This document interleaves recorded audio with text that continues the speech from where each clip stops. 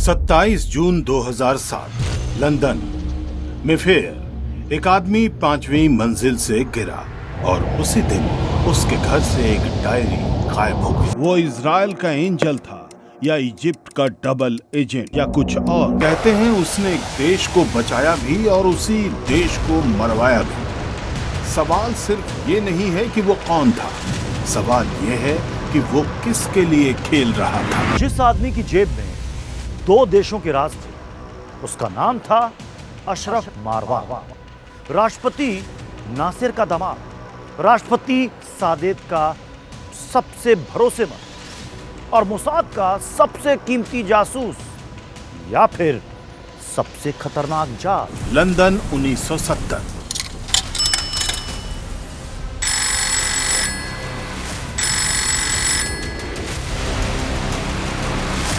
मुखाबारत यानी अरबी में मिलिट्री इंटेलिजेंस।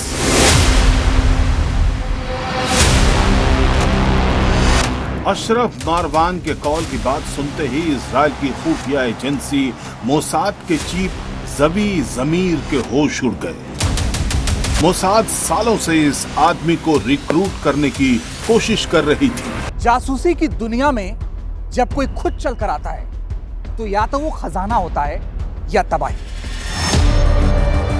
पर पहले ये समझना जरूरी था कि अशरफ मारवान यहाँ तक पहुँचा कैसे। 1965 काहिरा के हेलियोपोलिस इलाके के टेनिस कोर्ट पर एक 21 साल का केमिकल इंजीनियर का छात्र एक लड़की से मिलता है। लड़की का नाम है मोना नासिर, इजिप्ट के सबसे ताकतवर इंसान की बेटी। सीधे राष्ट्रपति की बेटी से इश्क। ये रिश्ता नासिर को मंजूर नहीं था। नासिर का मानना था ये लड़का मेरी बेटी से प्यार नहीं करता, मेरी कुर्सी से करता है। लेकिन मोना की जिद के आगे नासिर झुक गए। जुलाई 1966 में शादी हो गई और मारवान को मिल गया वो दरवाजा जिसके पीछे इजिप्ट के सारे राज छिपे थे। 1970 में जब मारवान ने कुछ फाइलें मोसाद को दिखाई जिनमें बंद थी इजिप्ट की सेना की गोपनीय रणनीतियां, राष्ट्रपति सादात के इरादे, अरब देशों की खुफिया बैठकों के ब्यौरे, तो उन्होंने मारवान को एक कोड नेम दिया, एंजल। अगले 3 साल 1970 से 1973 तक अशरफ मारवान ने मोसाद को वो दिया जो किसी जासूस ने पहले कभी नहीं दिया था। हर जानकारी सीधे इजरायली प्रधानमंत्री गोल्डा मीर की डेस्क पर जाती थी, बिना किसी फिल्टर के। मोसाद को उसने जितनी भी जानकारियां शेयर की, उनमें से कई सीधी और सटीक थी। हर बार जब वो कोई फाइल दे रहा होता था तो वो सिर्फ जानकारियां नहीं दे रहा होता था, बल्कि वो ये तय कर रहा था कि कौन जिंदा रहेगा और कौन मरेगा। सोचिए, मिस्र के राष्ट्रपति का दामाद खुद इजराइल को कॉल करता है। ये गद्दारी थी या बहुत बड़ा खेल?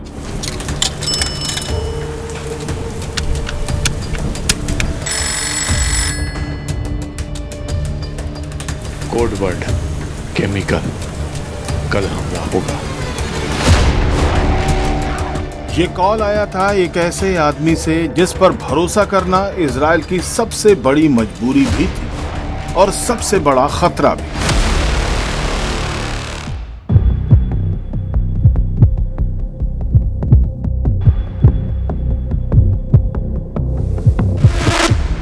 अक्टूबर 1973 जंग शुरू हो गई और इजराइल पूरी तरह तैयार नहीं था। अगर अशरफ मारवान इजिप्ट का एजेंट था तो उसने हमले की सूचना इजराइल को क्यों दी? और अगर वो इजराइल का एजेंट था तो हमले की सूचना देने में इतनी देर क्यों की? आखिर वो फरिश्ता था किसका? असली सवाल ये नहीं था कि वो क्या बता रहा था, असली सवाल तो ये था कि वो छुपा क्या रहा था।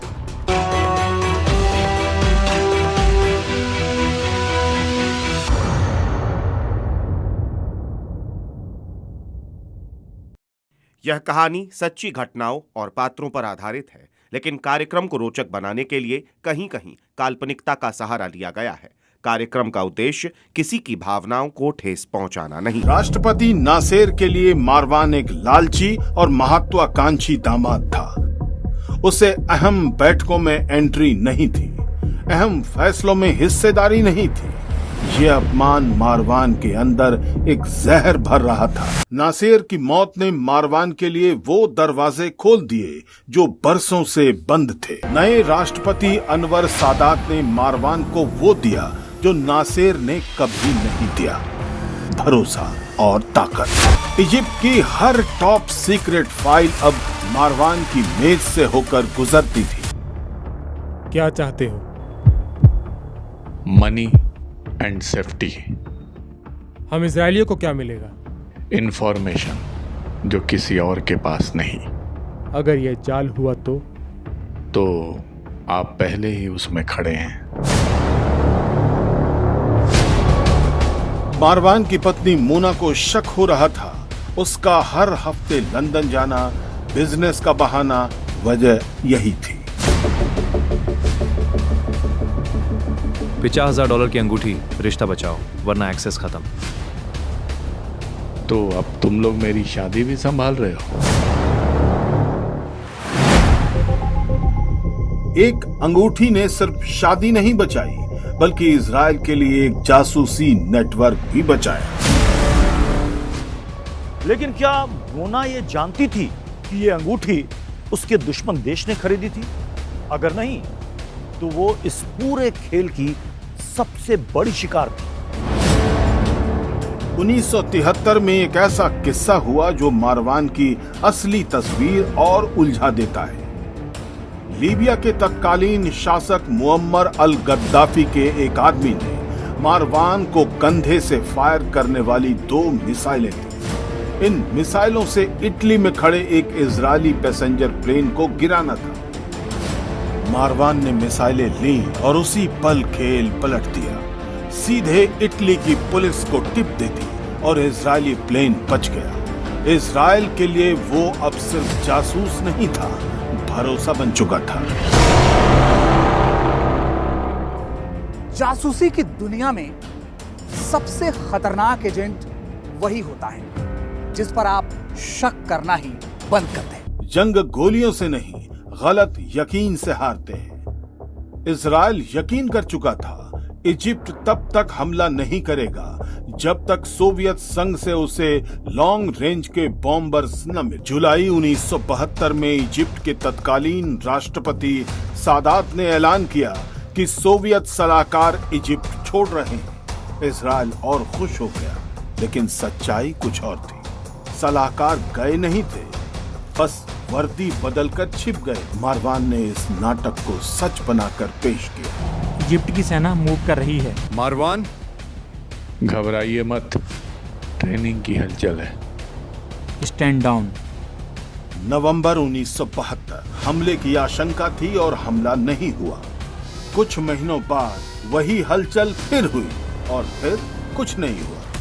2 बार सच बोलकर मारवान ने तीसरी बार के लिए विश्वास जीत लिया। इस बार इजिप्ट रुकेगा नहीं। मिस्टर प्रेसिडेंट, टाइमिंग क्या होगी? वो हम तय करेंगे। तुम्हें पता है किसे क्या दिखाना है? जी सर। सर ये खतरनाक है। अशरफ मारवान, ये वॉर नहीं, कंट्रोल्ड वॉर है। हम जीतेंगे भी और हारेंगे भी।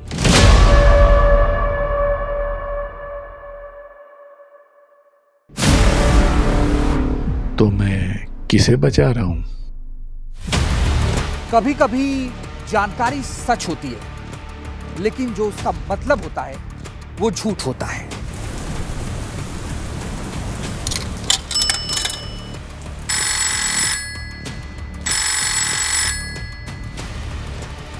हाँ। Code word chemical. कब? कल हमला होगा। कितने बजे? शाम 6 बजे।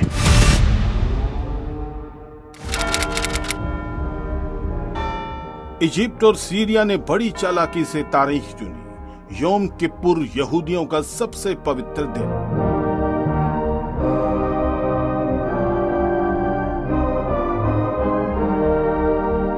पूरे इजराइल में छुट्टी, रेडियो टीवी बंद, सेना के जवान परिवारों के साथ। तभी अचानक प्रधानमंत्री गोल्डा मीर ने सुबह 9 बजे युद्ध की तैयारी का आदेश दिया। शुरुआती घंटों में भारी नुकसान हुआ। इजिप्ट की सेना स्वेज नहर पार करके सीरिया ने गोलान हाइट्स पर धावा बोल दिया। युद्ध के बाद इजराइल में एक बड़ा सवाल गूंजने लगा। अगर मारवान इतना भरोसेमंद था तो उसके बताए वक्त में 4 घंटे का फर्क क्यों था? जिस एल जीरा की कॉन्सेप्जिया की वजह से इजराइल को यकीन था कि हमला नहीं होगा, उसी एल जीरा ने आरोप लगाना शुरू कर दिया कि मारवान एक डबल एजेंट है, यानी जो खुद गलत था वो दूसरे को गद्दार बता रहा था। पर सवाल है कि वो गद्दार था तो उसे चेतावनी क्यों दी, और अगर वो वफादार था तो देर क्यों की?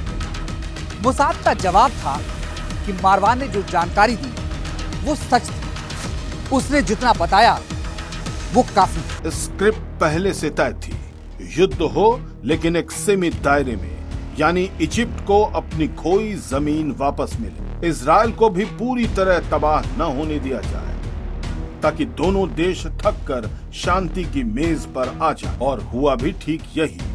1973 की जंग 1979 की शांति बनी।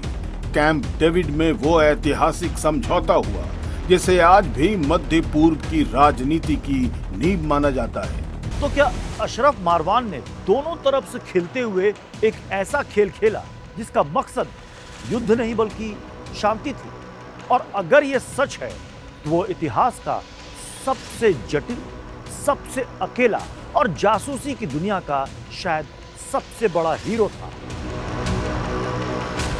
तो फिर भी एक सवाल कायम है कि उसने इजराइल को इजिप्ट हमले की जानकारी देकर लाखों की जान बचाई, तो क्या सैकड़ों मौतें माफ हो जाती हैं जो उसकी देर से जानकारी की वजह से हुई?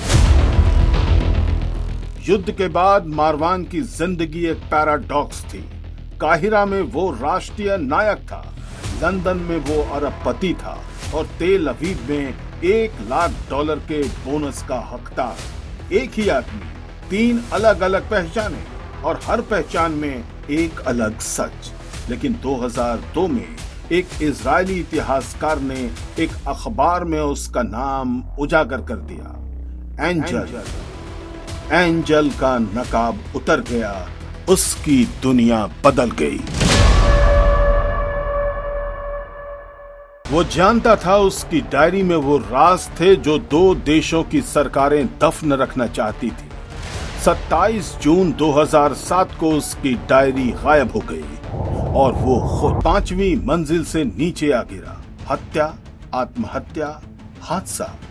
3 थ्योरी, तीनों में शक और किसी में सबूत नहीं। थ्योरी 1, मोसाद ने उसे खत्म किया क्योंकि वो बहुत कुछ जानता था। थ्योरी 2, इजिप्ट ने उसे मरवाया ताकि राज दफन हो जाए। थ्योरी 3, डायरी गायब होने के बाद वो खुद टूट चुका था। पत्नी मोना का इशारा मोसाद की तरफ था, लेकिन लंदन कोर्ट ने 2010 में जांच पूरी की और कोई जवाब नहीं दिया। सच्चाई 5th फ्लोर बालकनी से गिरकर हमेशा के लिए मिट गई। जासूसी की दुनिया में कहा जाता है पुरस्कार गुप्त होते हैं और सजाएं सार्वजनिक, लेकिन अशरफ मारवान के मामले में पुरस्कार भी सार्वजनिक था और मौत भी। उस दिन ना वो डायरी मिली और ना ही मारवान जिंदा बचा। और सबसे बड़ा सवाल, वो डायरी जिसमें कई राज दफन थे, वो आज किसके पास है? अगर वो डबल एजेंट था तो उसने दोनों देशों को धोखा दिया, और अगर नहीं तो दोनों ने उसे। जानकारों का मानना है कि मारवान सिर्फ 2 देशों के लिए नहीं बल्कि 5 देशों के लिए जासूसी करता था। इनमें मिस्र, इजराइल, ब्रिटेन, अमेरिका और इटली शामिल है। अगर यह सच है तो वो सिर्फ एक जासूस नहीं, जासूसी का साम्राज्य था। ईरान और अमेरिका के बीच दूसरे दौर की शांति वार्ता नहीं हो पाई। अमेरिकी राष्ट्रपति डोनाल्ड ट्रंप ने दावा कर दिया है कि उन्हें ईरान के साथ ताज़ा वार्ता है, को फिलहाल रद्द कर दिया। 1973 में एक जासूस ने जो खेल खेला था वो आज तक कोई नहीं खेल पाया। आज दुनिया अमेरिका, इजराइल और ईरान के बीच युद्ध रुकवाने में नाकाम है, क्योंकि शांति के लिए बिचौलिया नहीं, एंजल बनना पड़ता है, और कोई भी एंजल बनने की कीमत चुकाने को तैयार नहीं है।